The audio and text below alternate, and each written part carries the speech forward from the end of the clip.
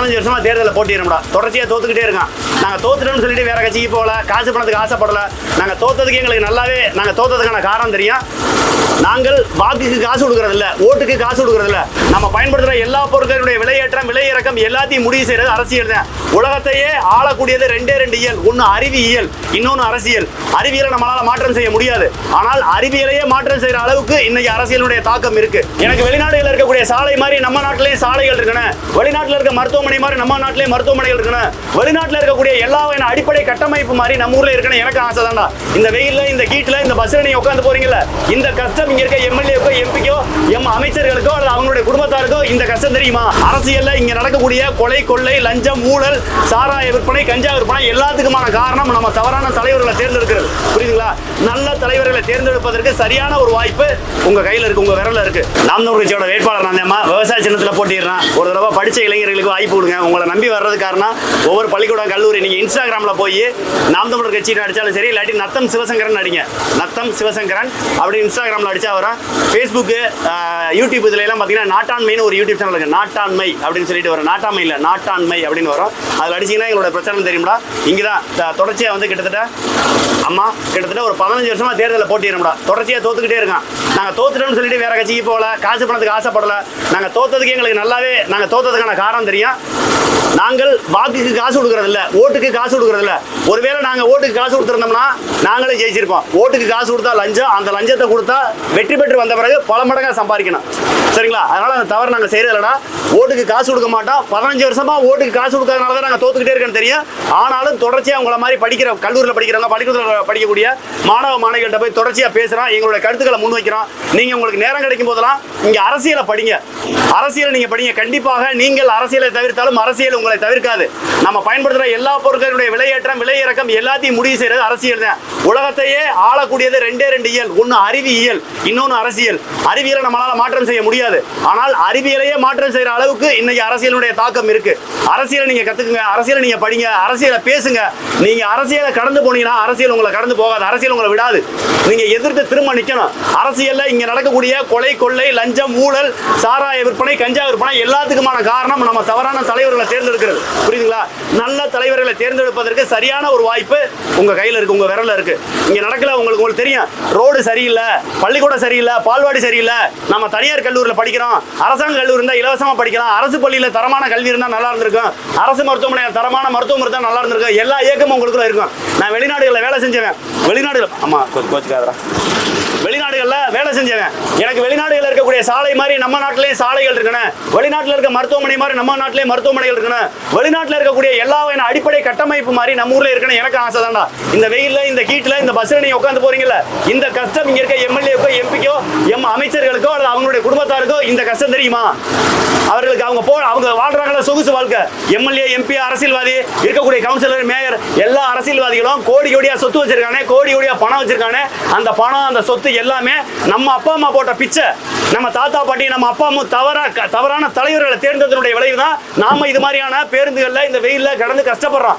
ஒருவேளை நம்ம அப்பா அம்மா நல்ல தலைவர்களை தேர்ந்தெடுத்திருந்தா இந்த அரசியல்வாதிகள் எப்படி ஏசி பஸ்ல போறானோ அதே மாதிரி இங்க இருக்கக்கூடிய அரசு பஸ்களை ஏசி பஸ்ஸா மாத்திருப்பான். இந்த பஸ்ஸினுடைய கஷ்டம் அவனுக்கு தெரியாது. இந்த பேருந்தில் பயணிச்சாதான் இந்த பேருந்தில் இருக்கக்கூடிய மாணவர்களும் இந்த பேருந்து பயணிகளும் என்னென்ன லைட்டா போயிட்டே இருங்க. நான் கூட அப்படியே பேசிட்டு இருந்தாங்களோட இறங்கிக்கிறேன். வேகமா போயிடாதீங்க. ஏற்கனவே ஒரு பஸ்ல போயிட்டு ரொம்ப தூரம் இறக்கி விட்டாங்க, வர முடியல, கஷ்டமா இருக்கு. போயிட்டு திரும்ப டூ வீலர்ல இருந்து கஷ்டமா இருக்கு. அம்மா, நான் நிறைய அந்த கல்லூரி முன்னாடி நோட்டீஸ் கொடுத்துருந்தாண்டா, காலையில இருந்து வந்து நின்றோம். எல்லா பேரும் பஸ்ஸில் வந்த உடனே ஏறிடுறாங்க. அந்த காலேஜ் கூட இந்த செக்யூரிட்டி தாத்தா ஒருத்தர் நிற்பாரு. எங்களை பார்த்தாலே ஏதோ பிச்சைக்காரனை விரட்டி அடிக்கிற மாதிரி விரட்டி அடிச்சாரு. நான் திரும்ப அவர்கிட்ட சண்டை போட ரொம்ப நேரம் ஆகாது. பாவம், அவர் வேலை செய்யறாரு, அவர் கடமையை செய்யறாருன்னு நாங்கள் கடந்து வந்துட்டோம். இந்த மாதிரி பேருந்துல தாண்டா எங்களுக்கு பேசுறதுக்கு வாய்ப்பு கிடைக்குது. இங்க இருக்கக்கூடிய ஒவ்வொரு நபரும் 100 நபர்களுக்கு சமம், 1000 நபர்களுக்கு சமம். ஒரு நபர், ஒரு குடும்பத்துல ஒரு நபருக்கு, ஒரு ஆணுக்கு கல்வி கொடுத்தால் ஒற்றை நபருக்கு கல்வி கொடுத்தது சமம். ஒரு பெண்ணுக்கு கல்வி கொடுத்தால் அந்த குடும்பத்துக்கு கல்வி கொடுத்தது சமம். இதை நான் சொல்லல, நம்மளுடைய முன்னோர்கள் சொன்னது. அதுதான் உண்மையும் கூட. ஒரு குடும்பத்துல ஒரு பொம்பளை பிள்ளை படிச்சு பெரிய ஆளா வந்துச்சுன்னா அந்த குடும்பத்தையே காப்பாத்திடும். ஆம்பளை பையன் எப்ப கோட்டர் கடைக்கு போவேன், எப்ப தண்ணி அடிப்பேன், எப்ப கஞ்சி, ஆனா நில்ல நீங்க ரொம்ப மெதுவாவே போங்க, எப்ப கஞ்சா அடிப்பேன் என்னன்னு தெரியாது. அதனால இந்த உங்களை மாதிரி பொம்பளை பிள்ளைகளை போய் நாங்க பார்த்து பேசுறதுக்கான காரணம், நீங்க தாண்டா எதிர்கால இந்தியா, எதிர்கால தமிழ்நாடு. இங்க நடக்கக்கூடிய எல்லா பிரச்சனைகளுக்கும் முற்றுப்புள்ளி வைக்கிறது நம்ம கையில் தாண்டா இருக்கு. நீங்க பாக்குறீங்கல்ல, இங்க நடக்கிற எல்லா கொடுமையும் அது எதா வேணாலும் இருக்கட்டும். ஒரு சாதாரண சின்ன பிரச்சனையில இருந்து அது சாக்கடை பிரச்சனை, தெருவிலைக்கு பிரச்சனை, ரோடு பிரச்சனை, பள்ளிக்கூடம், பால்வாடி, எந்த பிரச்சனையா இருந்தாலும் இங்க இருக்க அனைத்து பிரச்சனை காரணம் நம்ம அப்பா அம்மா தவறான தவறான நபர்களுக்கு காசை வாங்கிட்டு ஓட்டு போட்டதான காரணம். நம்ம அப்பா அம்மா சம்பாரிச்ச சொத்துல நம்மளுக்கு பங்கு இருக்கா இல்லையா? நம்ம அப்பா அம்மா சொத்து பூரா நம்மளுக்கு தானே பங்கு. நம்ம அப்பா அம்மாவோட சொத்து, ஆஸ்தி, அந்தஸ்து எல்லாத்துலயும் நம்மளுக்கு பங்கு இருக்குன்னா நம்ம அப்பா அம்மா காசை வாங்கிட்டு, நம்ம தாத்தா பாட்டி காசை வாங்கிட்டு தவறான தலைவர்களுக்கு, தவறான கட்சிக்கும் அவங்க ஓட்டு போட்டு தேர்ந்தெடுத்ததனுடைய விளைவு தான் இந்த நாட்டில் இன்னைக்கு இவ்வளவு பிரச்சனை, இவ்வளவு அடிப்படை கட்டமைப்பு செல் பிரச்சனை இருக்க காரணம் தான்டா. அம்மா நான் உங்கள்கிட்ட ஒன்று கேட்குறேன், இந்த பஸ்ஸில் ஒரே ஒரு பொம்பளை பிள்ளை தனியாக நீங்கள் போக முடியுமா? பயமெல்லாம் போக முடியுமா? டிரைவருக்கு ரேட்டு உங்களுக்கு சப்போர்ட் இருக்கா? ரைட்டு, போக முடியுமா? எங்கேயாவது ஒரு இடத்துல மட்ட மதியானத்தில் நீ தனியாக நடந்து போயிருவியா? எப்போ எந்த இடத்துல இருந்து எவன் வருவான், எவன் நம்மளை தொந்தரவு பண்ணுவான், என்ன செய்வேன்? இந்த பயம் இருக்கா இல்லையாடா? மனசாட்சியை தொட்டு சொல்லுங்கடா. பயம், இப்படி நீங்க பயந்து பயந்து வாழ்ற நாட்டுக்கு பேரு ஜனநாயக நாடா? ஒரு பொம்பளை பிள்ளை கழுத்து நிறைய நகையில போட்டுக்கிட்டு நடுராத்திரி 12 மணிக்கு என்னைக்கு பொது வீதியில, பொது தெருவில், பொது சாலையில நடந்து போறாங்களோ அன்னைக்கு தான் இந்தியா சுதந்திரம் பெற்றதாக உணர முடியும் என்று மகாத்மா காந்தியடிகள் சொல்லியிருக்காரு. அப்படி இன்னைக்கு நீங்க பட்ட பகல நகை போட வேணாம், பொம்பளை பிள்ளையா நடந்து வருவியா? அம்மா நகை போட்டுதான் நகை எடுத்துட்டு போறேன் ஒரு குரூப் இருக்கான், கொலை செய்யற ஒரு குரூப், கொள்ளையடிக்கிற ஒரு குரூப், பாலியல் வன்கொடுமை செய்யற ஒரு குரூப். இவங்க மத்தியில நீங்க நடுராத்திரி 12 மணில பட்ட பகல் 12 மணிக்கு நடந்து போக முடியுமானா? முடியாது. உண்டாலையாடா? அப்ப இந்த மாதிரி சூழ்நிலையில இதை ஏற்படுத்துறது யாருன்னா நம்ம அப்பா அம்மாவும் நம்ம தாத்தா பாட்டியும் தேர்ந்தெடுத்த இந்த அரசாங்கம் தான். இதை மாத்தணும்னா அவர்கள் சம்பாதித்த சொத்துல நம்மளுக்கு பங்கு இருக்குன்னா, நம்ம அப்பா அம்மாவும் நம்ம தாத்தா பாட்டியும் சேர்த்த சொத்துல பங்கு இருக்குன்னா, அவர்கள் செஞ்ச பாவத்திலே நம்மளுக்கு தான் பங்கு இருக்கு. இந்த பாவத்தை சரி செய்ய நினைச்சீங்கன்னா படிச்ச இளைஞர்கள் ஓட்டு போடுங்க. உங்க முன்னாடி நிக்கிற நானு ஏதோ பொழுதுபோக்குக்காக வந்து நிக்கலாமா? 15 வருஷமா நான் அரசியல் இருக்கேன்டா, 15 வருஷமா தோத்துக்கிட்டு இருக்கேன். இது வரைக்கும் நான் 9 பட்டப்படி முடிச்சிருக்கேன். இந்தியாவில் ஹையஸ்ட் டிகிரி என்னடா? இந்தியா நீங்க எல்லாரும் படிக்கிறீங்க, இந்தியாவோட ஹையஸ்ட் டிகிரி என்ன இருக்கிறதுல? இந்தியாவில் பள்ளிக்கூடம்னா 12வது, கல்லூரினா பிஹெச்டி தானே. அந்த முனைவர் பட்டம் முடிச்சேன் நான். மின்னணுவியல் மற்றும் கருவியாக்கவியல் துறை, எலக்ட்ரானிக்ஸ் அண்ட் இன்ஸ்ட்ருமெண்டேஷன்ல பிஹெச்டி முடிச்சுட்டு ப்ரொஃபஸரா வேலை பார்த்தேன். அந்த வேலையை ரிசைன் பண்ணி தேர்தலில் போட்டிட்டதுனால எனக்கு என் மேல நிறைய கேஸ், நிறைய தடவை ஜெயிலுக்கு அனுப்பினாங்க. வேற வழி இல்லாம வழக்கறிஞர் ஃபீஸ் கொடுக்க முடியாம வழக்கறிஞர் படிச்சு இன்னைக்கு வழக்கறிஞர் வேலை பார்க்கிறேன். நான் படிக்காதவனோ பொழுதுபோக்குக்காகவோ வந்து உங்க முன்னாடி பேசல. நாங்கள் பட்ட கஷ்டத்தை எங்களுடைய அடுத்த தலைமுறை பற்றக்கூடாது. எங்களுக்கு கிடைச்ச விழிப்புணர்வு உங்களுக்கு கிடைக்கணும். படிச்சிருந்தா சொல்லிக் கொடுக்கணும், பணம் இருந்தா அள்ளி கொடுக்கணும். என்னைட்ட பணம் இல்ல, அதனால நான் படிச்சிருக்கேன், உங்கள்கிட்ட சொல்லிக் கொடுக்குறேன். நான் உங்களே வெறும் மாணவிகளாகவோ 3வது நாளாக பார்க்கல. என் கூட பிறந்த தங்கச்சி 8 பேர், நம்புவீங்களா? 8 பேர் எனக்கு தங்கச்சி. என் கூட பிறந்த தங்கச்சியில 8 பேர், எனக்கு ஒரு தம்பி ஒரு அண்ணன், மொத்தம் நாங்க 11 பேர். என் வீட்டில் ஒரு தங்கச்சி எப்படி, அதே மாதிரி தான் உங்களை நான் பார்க்குறேன். அதனால தான் உங்க முன்னாடி வந்து பேசுறேன். ஒரு தடவை நாம் தமிழர் கட்சிக்கு ஓட்டு போடுங்க, படிச்சவங்களுக்கு ஓட்டு போடுங்க.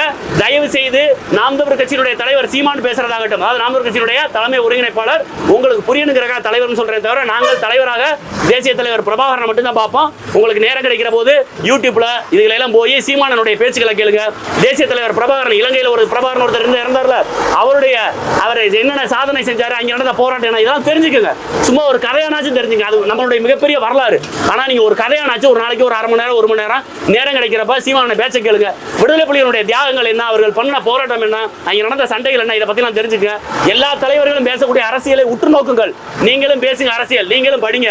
எந்த தலைவர்லாம் என்னென்ன பேசுறாங்கன்னு பாருங்க. அந்த தலைவர்கள் சொல்லக்கூடிய கருத்துலாம் சரியா இருக்கான்னு பாருங்க. சீமானனை பேச்சையும் கேளுங்க. மற்ற அரசியல் கட்சியோ மற்ற அரசியல் கட்சி தலைவர்களோ மற்ற கட்சியினுடைய வேட்பாளர்களோ பேசாத நாம் தமிழர் பேசுது அப்படின்னா நாங்க பேசுறது சரியா இருக்குன்னு உங்க மனசுல பட்டா எங்களுக்கு ஓட்டு போடுங்க. விவசாய சின்ன அண்ணே, நீங்க பேசுறது நல்லா தானே பேசுறீங்க, சரியா தானே இருக்கு, நாங்க என்னென்ன செய்ய முடியும் நீங்க நினைச்சீங்கன்னா உங்களால முடிஞ்சது நான் கொடுத்த துண்டறிக்கை ஒரு போட்டோ எடுங்க. Facebook, Instagram, உங்களுடைய வாட்ஸ்அப்ல ஒரு ஸ்டேட்டஸ் ஆவீங்க. இன்னைக்கு அதை பண்ணுங்க, தேர்தலுக்கு முதல் நாள் செய்யுங்க. அதுவே நீங்க எங்களுக்கு செய்யற மிகப்பெரிய உதவி. இந்த நாட்டுல எல்லாருக்கும் ஒரு பங்கு இருக்குமா? இந்த மண்ணில் பிறந்துட்டோம். இந்த மண்ணு நல்லா இருந்தாலும் அது நம்மளுக்கு தான். இந்த மண்ணு கெட்டு போனாலும் நம்மளுக்கு தான். இந்த மண்ணு மக்கள் நாங்க பேசுற காரணம், மண்ணு நல்லா இருந்தா தான் நம்ம வாழ முடியும். மண்ணு மலடாயிருச்சா நம்ம வாழ முடியாது. இந்த பூமியில இருக்கக்கூடிய எல்லா உயிரினங்களும் இந்த மண்ணை சேதப்படுத்துவது கிடையாது.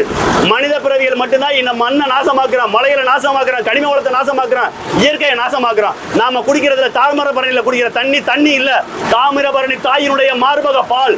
அந்த பாலை குடிச்சுக்கிட்டு இருக்க நாம அதே மார்பகத்தை அறுத்தா எந்த அளவுக்கு கொடுமையோ அந்த அளவுக்கு கொடுமையை இங்க இருக்கக்கூடிய அரசியல்வாதிகள் மண்ணல் எடுத்து ஆத்தப்புற சாக்கடையாக்கி நாசம் பண்ணிட்டாங்க. இதெல்லாம் நீங்க மாத்த நினைச்சீங்கன்னா உங்களால நேரடியாக இறங்கி போராட முடியாது. உங்களுக்காக நாங்க போராடுறோம். எங்களோட சேர்ந்து நீங்க சப்போர்ட் பண்ண நினைச்சீங்கன்னா சோசியல் மீடியான்னு சொல்லக்கூடிய சமூக வலைதளங்கள், Facebook, WhatsApp, Instagram, Twitter இதெல்லாம் சப்போர்ட் பண்ணுங்கம்மா. நாம் தமிழர் கட்சி விவசாய சின்ன போயிட்டு வரோம்டா, போயிட்டு வரேன். நன்றி. நான் ஆமா, தமிழ்நாடு முழுக்க எல்லா ஊர்லயும் நாம் தமிழர் கட்சி போட்டிடுது. உங்க சொந்த பந்தங்கள் எல்லாத்தையும் சொல்லி, வெளியூரா இருந்தாலும் சொல்லி எங்களுக்கு ஓட்டு போட சொல்லுங்க. நன்றி நன்றி அண்ணே. டிரைவர் நன்றி நன்றி. நான் வர்றோம். நீங்களா கூப்பிட்டு எங்களை பேச சொன்னீங்க, ரொம்ப நன்றி. நல்லா இருப்பீங்க.